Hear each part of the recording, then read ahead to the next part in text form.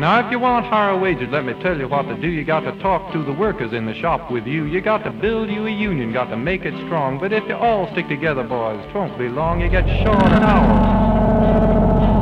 Better working conditions.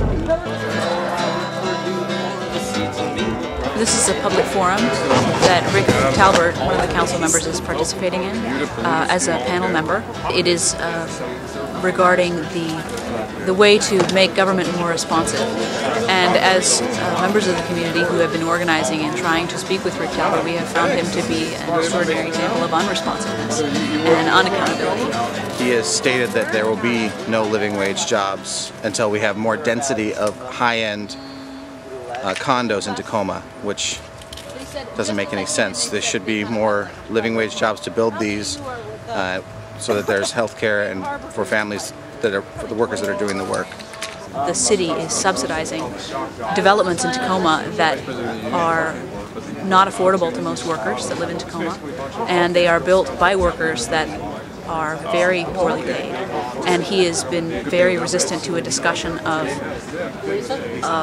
attaching some requirements to the incentives that are given to the developers that build, multi-million-dollar incentives that are given to the developers that are building in downtown Tacoma. We're talking about requirements that would bring the benefit of those buildings really to all of us. We don't think that building high-end condos in Tacoma only is going to be completely sustainable for the entire area.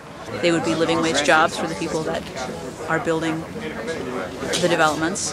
They would be housing that is affordable to working people within those developments to create mixed income communities that all of us want.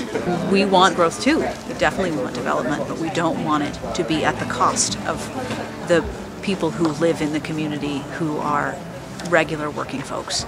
We don't want it to be built with poverty wage jobs and to have only $350,000 condos in it that those working people can't afford. I don't think it makes sense to subsidize that construction to the tune of tens of millions of dollars when it is creating more poverty in Tacoma. And he's been resistant to even discussing that idea, and in fact has launched his own campaign to talk about how that would be impossible and ridiculous and would kill the golden goose in the development that's happening in Tacoma, which we really just don't believe is true. We don't know everything. We don't know most things. We rely greatly on the information that we receive from the people that we serve. So the most important role I believe any citizen can play is in helping to educate those that they hope to influence. You have to help share your message with others, help educate those folks so that you can come with a loud enough voice so that that voice is heard. Blow the whistle on poverty wages! Blow the whistle on developer subsidies!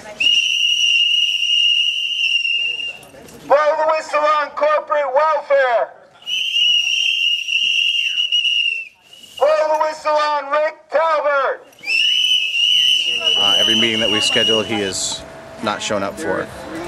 He's here to have an environmental meeting and government accountability, and he has shown no accountability to anybody that's tried to meet with him or to the families of Tacoma.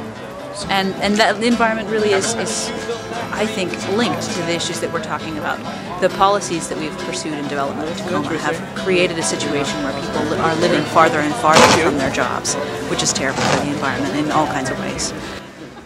Where we don't want to see the unions broken up in this state or any state in the great union, which is the United States. So that's kind of why we're here. Speak your mind. Decide to do something about it.